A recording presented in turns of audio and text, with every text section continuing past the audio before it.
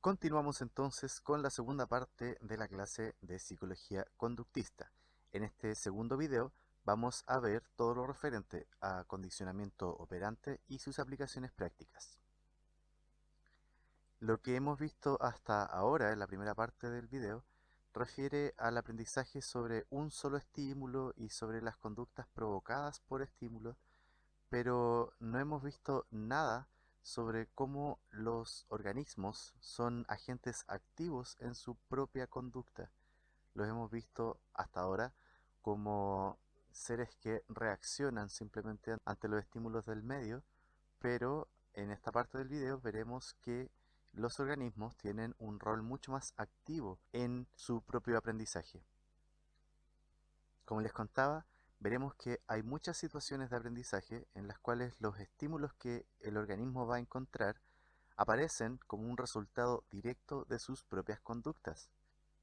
Por ejemplo, la aceptación social que puede venir producto de volverse cada vez más hábil con el uso de un instrumento, o la mejora en el desempeño académico producto de dedicarle más horas al estudio.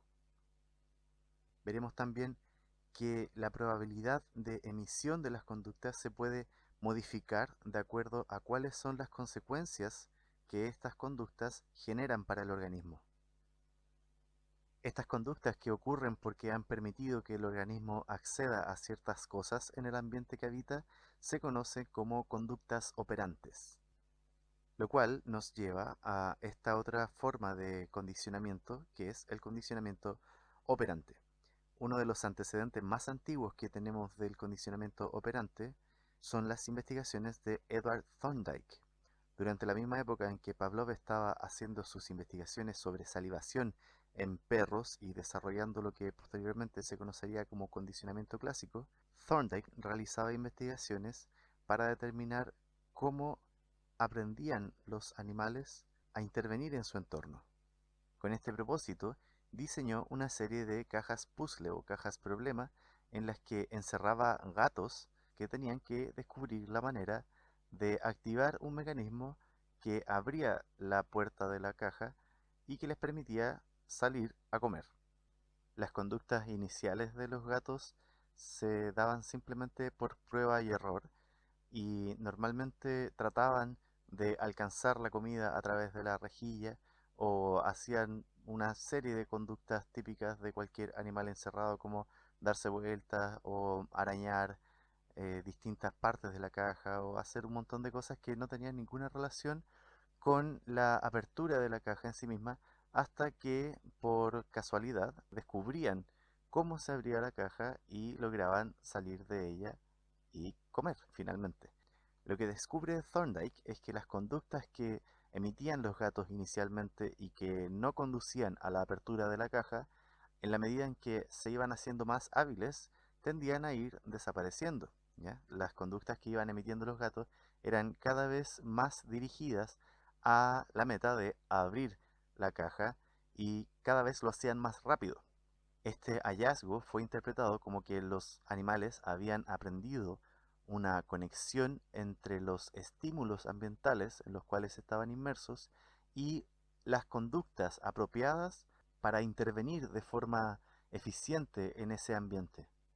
Basándose en sus observaciones, Thorndike llegó a postular que aquellas conductas que tenían consecuencias satisfactorias tendían a aumentar su probabilidad de emisión, mientras que aquellas conductas que tenían consecuencias insatisfactorias tendían a disminuir su probabilidad de emisión. Estas conductas con consecuencias satisfactorias ayudarían a que los organismos logren conseguir del ambiente ciertos estímulos que son considerados placenteros, que son apetecibles, y a los cuales llamaremos estímulos apetitivos. Por supuesto, muchos de ellos tienen que ver con cuestiones estrictamente biológicas y que llamaremos reforzadores primarios. Son todos aquellos que nos permiten mantener un nivel homeostático óptimo, como por ejemplo la comida o el agua. Pero también son considerados como apetitivos aquellos estímulos que tienen que ver con nuestro plano afectivo. La recepción de muestras de afecto es considerada placentera, al igual que la aceptación social tanto en su versión concreta y tangible como en su versión virtual, como lo que ocurre actualmente en las redes sociales. Y particularmente en nuestra especie es considerado placentero también el acceso a dispositivos electrónicos como los celulares o los videojuegos. Y también hay otros elementos, hay otros estímulos que también pueden ser considerados como aperitivos, como por ejemplo ciertas melodías. La música puede ser también muy placentera.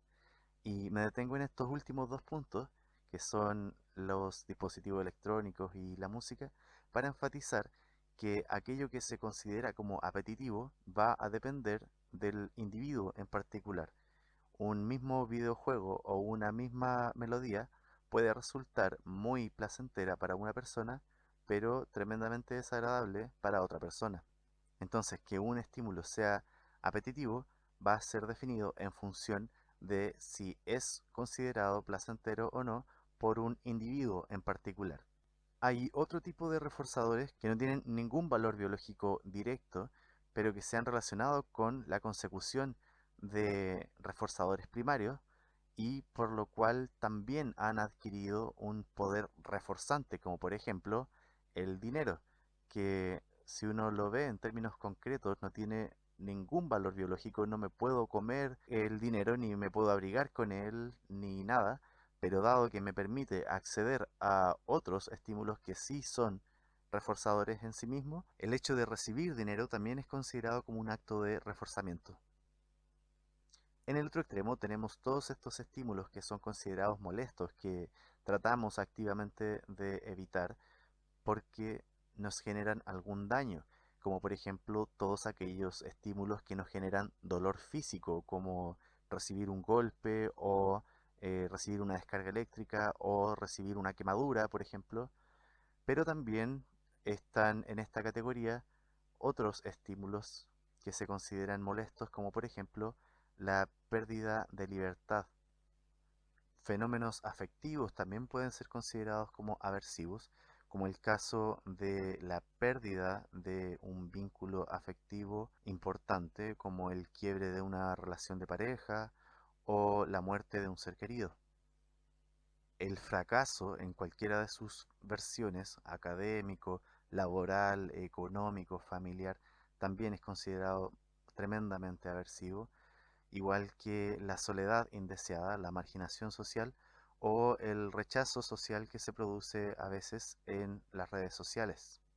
Todos estos estímulos que son considerados como desagradables para el organismo van a ser considerados estímulos aversivos. Una tercera categoría de estímulos podrían ser los estímulos neutros, que no nos generan ni aversión ni placer y que normalmente constituyen características contextuales más bien, pero que eventualmente podrían llegar a condicionarse de la forma clásica, constituyendo características de algún contexto que finalmente asociemos a los otros estímulos, a los aversivos o a los apetitivos. Uno de los personajes más importantes en el desarrollo de lo que conocemos actualmente como condicionamiento operante es Burrus Frederick Skinner, este hombre que está acá, que complementa y perfecciona las investigaciones que estaba realizando Thorndike y las lleva a un nivel mucho más prolijo, mucho más detallado y desarrolla todo un sistema de manejo de contingencias. Y para eso diseña una caja, un instrumento que le permite tener un gran grado de control sobre eventos ambientales, de manera que podía, a través de botones, controlar la aparición de luces o sonidos dentro de la caja, en la cual ponía a los individuos que normalmente eran ratas o palomas, pero lo más importante es que le permitía controlar las consecuencias que tenían las conductas que realizaban estos individuos, que podían ser consecuencias placenteras, como la consecución de comida, o podían ser consecuencias aversivas, como el recibir una descarga eléctrica en las patas. Y mediante un sistema de refuerzos y castigos, diseñó una técnica que permite enseñarle conductas complejas a los organismos mediante aproximaciones sucesivas a la conducta objetivo.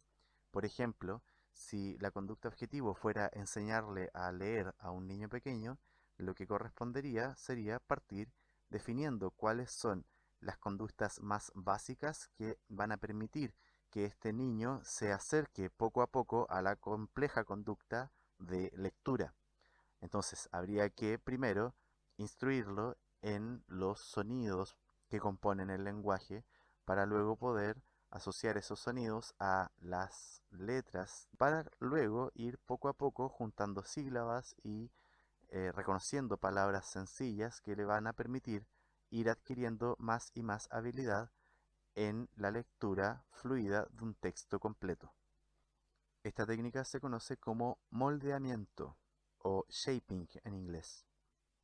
El sistema de refuerzos y castigos diseñado por Skinner consiste en la aplicación o el retiro de estímulos que son apetitivos o aversivos. En primer lugar, tenemos dos tipos de procedimientos que son los refuerzos y los castigos. Los refuerzos, por definición, aumentan la probabilidad de emisión de las conductas, mientras que los castigos, por definición, disminuyen la probabilidad de emisión de una conducta determinada. A refuerzos y castigos habría que agregarle un detalle y es que estos pueden ser positivos o negativos. Los procedimientos positivos agregan estímulos apetitivos o aversivos a la situación y los procedimientos negativos retiran estímulos aversivos o apetitivos de la situación. Considerando el efecto que tienen en la conducta y esta característica de si agregan o retiran estímulos de la situación, nos quedan cuatro procedimientos en total, que son el refuerzo positivo, el refuerzo negativo, el castigo positivo y el castigo negativo, los cuales veremos a continuación.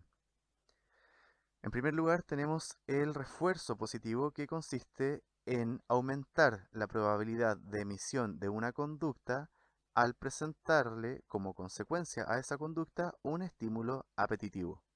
Por ejemplo, si un niño se come toda su comida, que puede no ser de su completo agrado, podemos reforzarlo dándole la posibilidad de comerse su postre favorito. O bien, cuando hay algún logro deportivo o académico, lo que normalmente se hace es otorgarle algún reconocimiento social a este individuo con una medalla o un trofeo o una estrellita o lo que sea. Como les comentaba anteriormente, la entrega de dinero también es considerada como una forma de refuerzo positivo y que de hecho es una de las formas más comunes mediante las cuales se puede controlar la conducta y que es lo que ocurre actualmente, al menos en el mundo adulto. Pero también se puede hacer un reforzamiento positivo al destacar mediante gestos de aprobación cuando alguien ha hecho algo que es considerado óptimo, que es considerado bueno. Se puede felicitar a las personas, se les puede explicitar que han hecho algo bueno y eso también es considerado como una situación reforzante. De la misma forma que cuando uno tiene un buen desempeño a nivel académico, recibe buenas notas, que es un reforzamiento simbólico. La nota en sí misma no me genera ningún placer biológico, pero me hace sentir bien porque mi trabajo ha sido reconocido. Y eventualmente podría esta nota ayudarme a acceder a algún otro beneficio posterior. Todas estas situaciones que les acabo de describir tienen que ver con la entrega de algún objeto o la entrega de alguna felicitación, pero hay una situación muy particular que se da con el refuerzo positivo y es que no necesariamente tienen que hacerse esta entrega de objetos o felicitaciones, sino que también se puede reforzar una conducta que es poco probable con la posibilidad de realizar otra conducta que es más probable.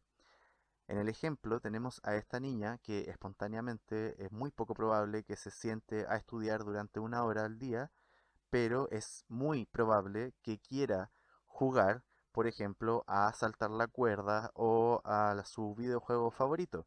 Entonces, como yo conozco a esta niña y sé que es altamente probable que de forma espontánea se ponga a saltar la cuerda o a jugar videojuegos, puedo acordar con ella que Al terminar cierta cantidad de minutos de esta conducta objetivo, que es el sentarse a estudiar, se le va a permitir saltar la cuerda o jugar su videojuego favorito. Este fenómeno de reforzar una conducta poco probable con la posibilidad de realizar otra conducta que es más probable, se conoce con el nombre de principio de Premack, en honor a su descubridor. Un detalle importante a considerar en el reforzamiento es que las consecuencias que tienen las conductas pueden ir variando con el tiempo, lo cual va a modificar la probabilidad de emisión de dichas conductas. Por ejemplo, aquí tenemos a dos personas que se conocen y se enamoran y empiezan a realizar una serie de conductas que son reforzadas por la pareja.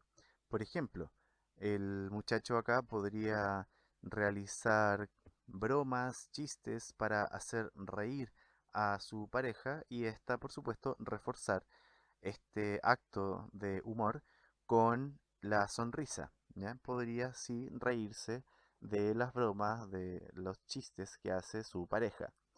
Pero en la medida en que esta conducta de hacer estas bromas se mantenga en el tiempo, es probable que esta chiquilla deje de encontrar tan graciosas las bromas después de cierta cantidad de años y eventualmente podría perderse el interés de este muchacho en hacer bromas en presencia de su pareja y que de hecho si es que esta situación se presentara en otras conductas que dejan de ser reforzadas durante largo tiempo, se puede producir un quiebre amoroso que en términos conductuales sería considerado como un fenómeno de extinción operante. Aquella conducta que estaba siendo reforzada inicialmente deja de tener esta consecuencia placentera para el muchacho, entonces deja de ser emitida. Vuelve a la probabilidad de emisión inicial que podía ser cero. Otra forma de reforzar las conductas, de aumentar su probabilidad de emisión, es mediante el refuerzo negativo, en el que en vez de presentar algo apetitivo, lo que se hace es retirar un estímulo aversivo, o sea, quitar de la situación algo que es considerado desagradable. Por ejemplo, si usted sale de su casa durante un día soleado y a usted le gustan los días soleados, pero de pronto se nubla y empieza a llover y usted no salió con los implementos necesarios para protegerse de la lluvia, va a terminar, por supuesto, mojándose y pasando frío y pasando un mal rato. Una vez que está ya en la calle sufriendo por estar expuesta al frío y a la humedad, usted puede, por ejemplo, ponerse a correr para llegar más rápido a algún lugar en el cual pueda volver a estar a una temperatura óptima y evitando la humedad, o bien usted podría conseguir un paraguas y abrirlo a la mitad de la lluvia para así detener la exposición a la lluvia. En ambos casos, ya que usted estuvo efectivamente expuesta a este estímulo que le parece aversivo, estas conductas que usted realiza para detener la presencia de este estímulo aversivo se considerarían fenómenos de escape. Otra conducta que podría ocurrir luego de haber sufrido toda esta situación es que cada vez que usted logre anticiparse a los hechos y descubra que eventualmente podría llover durante el día, es muy probable que usted opte por no salir de su casa y en ese caso lo que usted estaría haciendo es una conducta de evitación. Tanto correr de la lluvia como ponerse bajo el paraguas o quedarse dentro de la casa son conductas cuya probabilidad aumentan porque le permiten a usted evadir la exposición a un estímulo que es considerado aversivo. De eso se trata el refuerzo negativo.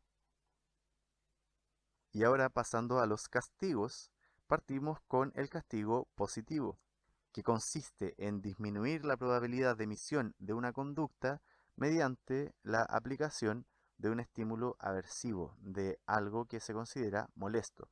Por ejemplo, si a usted se le ocurre en la universidad realizar cualquier tipo de trampa en una evaluación y esto se descubre, lo más probable es que usted reciba en esa evaluación una nota 1.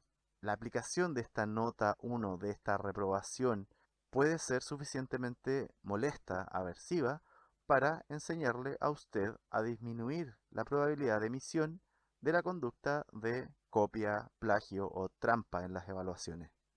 Otro ejemplo sería este muchacho que creyó que andar en skate, en patineta, era una muy buena idea, pero dado que no tenía la habilidad suficiente, se cayó y se lastimó tan fuerte que de hecho decide no volver a subirse a una patineta. El aprendizaje por castigo positivo puede ser tremendamente rápido, tremendamente duradero además. Pero aunque se puede aprender de forma muy rápida, muy eficiente mediante el castigo positivo, definitivamente no es recomendable como una estrategia de crianza, ya que de hecho es contraproducente, termina generando niños mucho más agresivos. Entonces, es útil porque nos permite en condiciones naturales evitar aquellos estímulos que son potencialmente peligrosos, pero jamás podríamos recomendarlo para modificar la conducta de un niño. Aunque por supuesto no todos los castigos son malos, ya que tenemos esta otra opción que es el castigo negativo, que consiste en disminuir la probabilidad de emisión de una conducta mediante el retiro de un estímulo apetitivo, mediante la retención de un estímulo de una situación que se considera placentera. Por ejemplo, si un niño o niña no quisiera comerse la comida, que por supuesto es algo que debiera hacer para crecer de forma sana, lo que se puede hacer es impedirle que reciba cualquier tipo de postre si no se come la comida. No se come toda la comida, entonces simplemente no puede comer postre. O bien, si hay alguna otra conducta cuya probabilidad de emisión se quiere reducir, se puede, por ejemplo, quitar un permiso, se puede exigir que un niño deje de jugar y en ese caso se le estaría retirando la posibilidad de acceder a un estímulo que para él es placentero. Ambos ejemplos constituyen situaciones de castigo negativo. El reforzamiento y sobre todo el reforzamiento positivo es tremendamente importante como una herramienta para modificar la conducta y de hecho es la forma en que nuestra conducta se ve controlada en las más variadas situaciones. De hecho, podríamos detenernos y hablar una tarde entera sobre cómo nuestras conductas se han mantenido en el tiempo porque nos han permitido obtener del medio ambiente algo que nos genera alguna forma de placer. Y de hecho, dada la importancia del reforzamiento y sus posibilidades prácticas, se han diseñado distintos programas de reforzamiento. El primero, y del cual ya les he hablado implícitamente en las diapositivas anteriores, es el programa de razón fija, en el que se refuerzan las conductas luego de determinada cantidad de emisiones. En el ejemplo que aparece en pantalla hay una máquina expendedora de alimentos, que también podría ser una máquina de bebidas o lo que ustedes prefieran. En este caso, la conducta que se está reforzando es la inserción de monedas en la máquina. Si yo inserto una moneda y presiono un botón, puedo obtener algún reforzador primario. Un jugo, una bebida, una galleta, y si vuelvo a poner otra moneda y presiono otro botón, puedo obtener algún otro producto de la máquina. En ese caso, el programa de reforzamiento sería razón fija 1, ya que una conducta es necesaria para obtener el reforzador correspondiente. Pero podría ocurrir que haya algún producto que es más caro y requiere que yo ponga en la máquina 3 monedas. Entonces, por cada 3 monedas que yo ingrese a la máquina, voy a obtener el reforzador correspondiente. En ese caso, el programa sería de razón fija 3. Otra forma de reforzar las conductas la constituye el programa de razón variable, en el que se desconoce la cantidad de veces que tengo que emitir la misma conducta para recibir el reforzador correspondiente. Acá en contextos experimentales lo que se hace es definir un promedio. Por ejemplo, podría ser un programa razón variable 10, y así por cada 10 emisiones de la conducta, en promedio, se entregaría un reforzador. Pero este reforzador puede aparecer en la primera emisión de la conducta, en la décima o en la vigésima. Entonces se establece el promedio y hay un rango de variabilidad mucho mayor que en el caso anterior. En el ejemplo que aparece en pantalla tenemos las máquinas de apuesta que en principio funcionan muy parecido a una máquina expendedora, pero no me entregan el reforzador de manera predecible. Yo tengo que poner en la máquina una moneda, dos monedas, 10 monedas, 50 monedas. Desconozco cuántas monedas voy a tener que poner en la máquina para recibir el premio correspondiente. Este es un claro ejemplo de un programa de reforzamiento de razón variable. Otra forma de reforzar las conductas tiene que ver con el tiempo en el que se generan. Por ejemplo, si soy un trabajador dependiente, voy a estar recibiendo un salario por mi trabajo durante el año con plazos predecibles y bien definidos que normalmente corresponden a una vez al mes. Esta forma de reforzar las conductas se conoce como programa de reforzamiento de intervalo fijo. Otra forma de reforzar las conductas sería también dependiendo del tiempo, pero desconociendo cuánto será el tiempo que ocurrirá entre la presentación de un reforzador y el siguiente. Por ejemplo, si en vez de ser un trabajador dependiente, tomáramos como ejemplo a un trabajador independiente, este trabajador no recibe un salario en plazos fijos, sino que la consecución de los reforzadores va a depender de la aparición de clientes. Si este joven vendedor de verduras trabaja a diario, es muy probable que tenga la oportunidad de recibir dinero de parte de sus clientes que lleguen durante el día, pero no tiene ninguna claridad de cuántos clientes van a llegar en el día ni a qué hora lo harán. Entonces podría haber días enteros en los que no tenga ninguna venta y podría haber otros días en los que realice muchas ventas, recibiendo así mucho dinero. Los dos programas de reforzamiento que están en la parte de arriba de la pantalla dependen de la cantidad de emisión de respuestas, mientras que los dos programas de reforzamiento que están en la parte inferior de la pantalla dependen de la emisión de ciertas conductas en determinados plazos de tiempo. Los dos programas que están a la izquierda son predecibles y los dos programas que están a la derecha son impredecibles.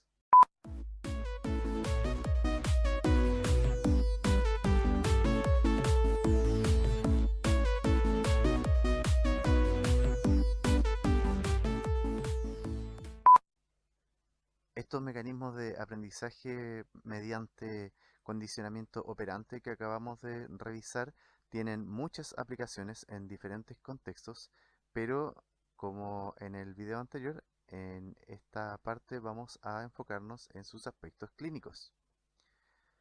Varios procedimientos conductuales tienen aplicaciones clínicas, aunque de hecho no surgen originalmente en esas circunstancias.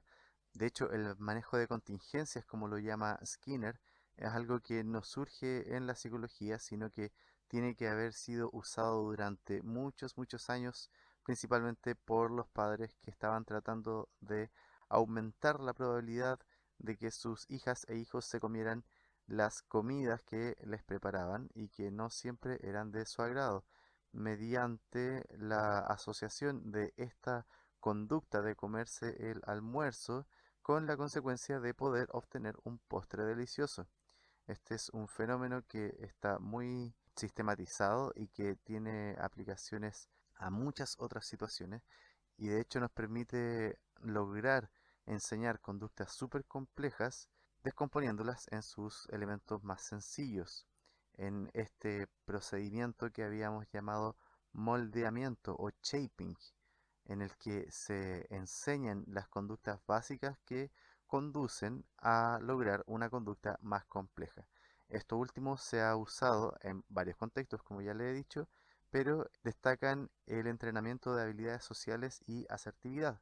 Por ejemplo, si tenemos un niño, niña que es tremendamente tímido y esto le genera malestar porque quisiera poder compartir con sus pares, pero no puede porque carece de las habilidades sociales necesarias, entonces para lograr que eventualmente logre compartir con sus compañeras y compañeros, lo que nosotros debiéramos hacer es ir entrenando poco a poco aquellas habilidades que le van a permitir relacionarse de forma fluida con sus pares. como por ejemplo mantener un ritmo apropiado en las conversaciones, enseñarle a no interrumpir cuando otros hablan, enseñarle a dar las gracias o a mantener la mirada en las otras personas cuando ellos te hablan para que sepan que les están prestando atención y una serie de otros elementos kinésicos y proxémicos que eventualmente cuando las vaya dominando y se vaya volviendo más hábil, le van a permitir incorporarse de manera más fluida y sentirse de manera más grata en estas actividades sociales a las que inicialmente no puede ingresar por carecer de estas habilidades. Otro procedimiento conductual que se describe es el contrato de contingencias, en el que literalmente se genera un contrato, se firma un papel en el cual se describen cuáles van a ser las conductas deseadas y las conductas indeseadas y se establecen consecuencias concretas para aquellas conductas. Por ejemplo, se puede establecer una serie de refuerzos y castigos para diferentes tipos de conductas que pueden ser consideradas indeseables. Por ejemplo, si una persona quisiera dejar de fumar, podría plantear por escrito que cada vez que sea descubierto fumando, tendrá que entregar alguna cantidad de dinero a un fondo al que no podrá tener acceso. Y otro procedimiento conductual que existe es la economía simbólica o los programas de economías de fichas, en los que también se establece una lista de conductas objetivo a realizar y por cada realización se entregan tickets, se entregan fichas o cualquier objeto simbólico que me permita posteriormente cobrar algún beneficio por haber realizado dicha actividad. Otro procedimiento conductual que se puede aplicar en contextos clínicos, pero que no es para nada recomendable, a menos que todo lo demás haya fallado, es el condicionamiento aversivo. Y en la mayoría de los casos que se aplica es para modificar conductas que son altamente peligrosas, potencialmente mortales, como por ejemplo el consumo excesivo de sustancias o el generarse lesiones en el propio cuerpo. Y a modo de ejemplo, vamos a ver qué podríamos hacer con este señor que tiene un serio problema con el consumo de alcohol. A pesar de las consecuencias aversivas que tiene el alcohol en sí mismo, este hombre es incapaz de dejar de beberlo y eso, por supuesto, le ha traído muchos problemas sociales, económicos, familiares.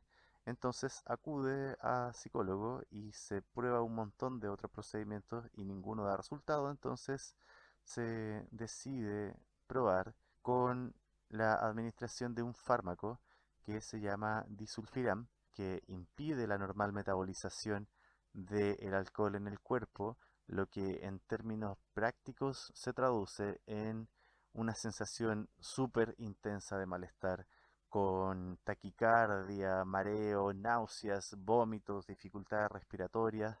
Y el modelo que hay detrás de esto es que se pretende hacer que el consumo de alcohol tenga consecuencias tremendamente molestas, de manera que eventualmente sea tan molesto que se detenga.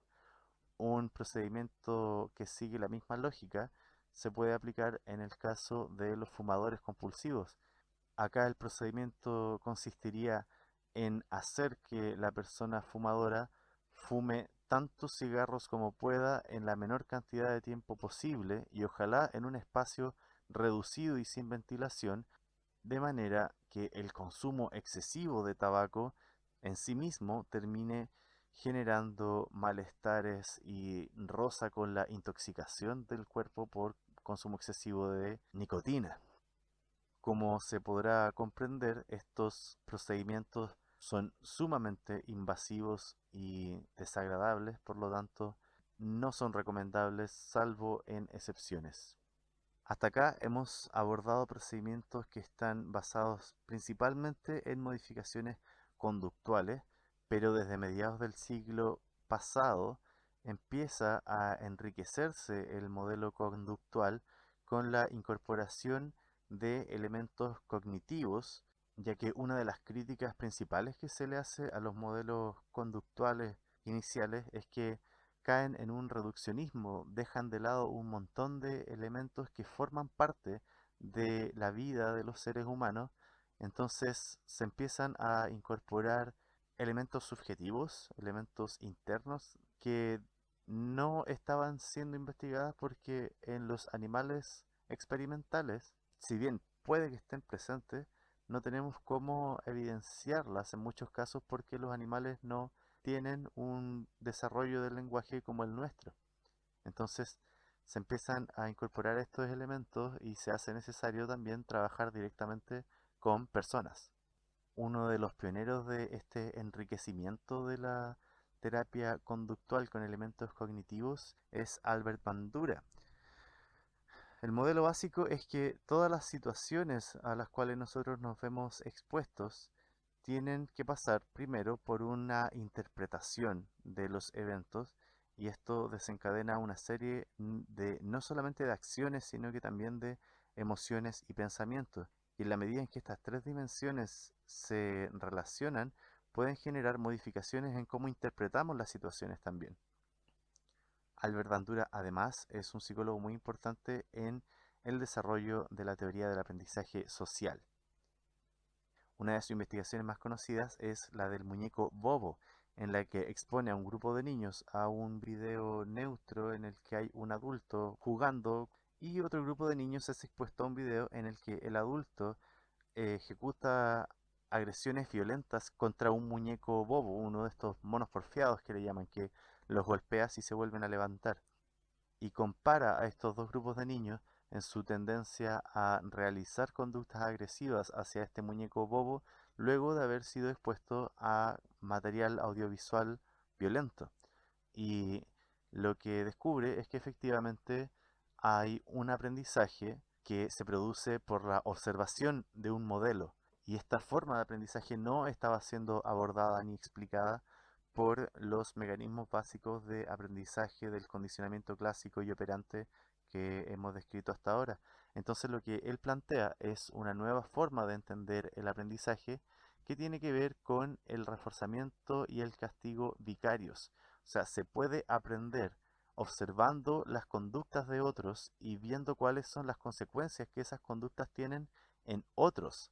De hecho, la mayor parte del aprendizaje social que nosotros tenemos se puede también explicar mediante la observación de lo que otros han hecho.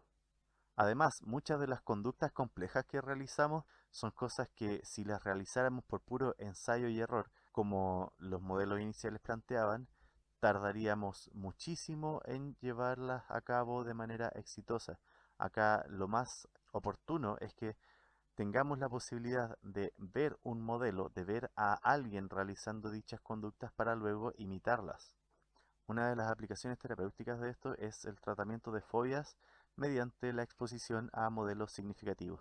Por ejemplo, esta niña que puede haberle tenido miedo a los perros, la podríamos exponer a los perros con los modelos anteriores que habíamos visto, o también podemos pedirle a un adulto significativo como su madre o su tía o su hermana que interactúe con perros para que la niña vea a una persona con la cual se pueda identificar interactuando con este elemento temido y viendo que el elemento temido no tiene las consecuencias catastróficas que la niña predice, lo cual eventualmente va a hacer que la niña se sienta con la confianza necesaria para acercarse al perro.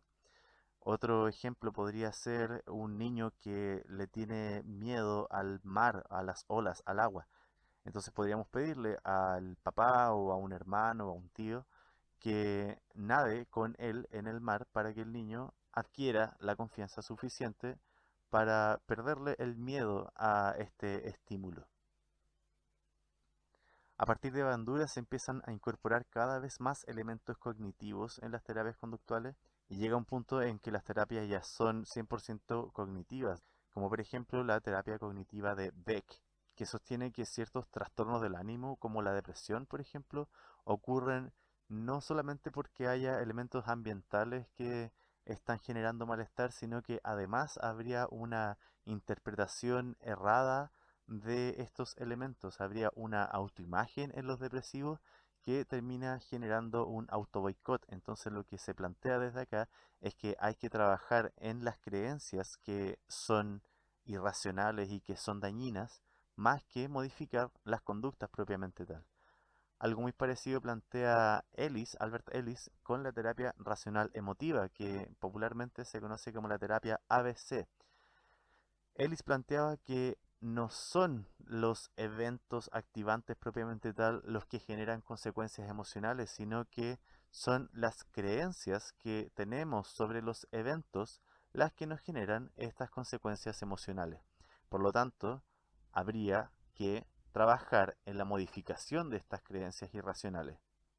Por supuesto que hay muchos más procedimientos que podríamos revisar y que tienen que ver con los modelos conductuales, los modelos cognitivos o los modelos cognitivo-conductuales, pero dada la extensión del tema y como esta es una clase introductoria, vamos a tener que dejarlo hasta acá. Los modelos cognitivos y conductuales de la psicología son temas que dan para largo y de hecho cuando uno empieza a entrar en las sutilezas de cada uno de los procedimientos puede llegar a ser un área de estudio realmente fascinante.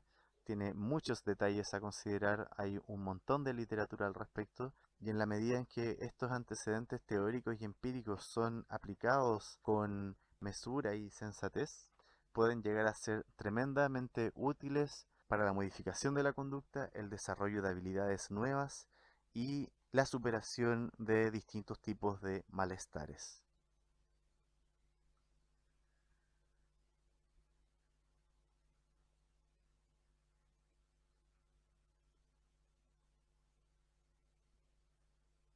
Muchas gracias por ver este video, espero que lo hayas disfrutado. Nos vemos próximamente.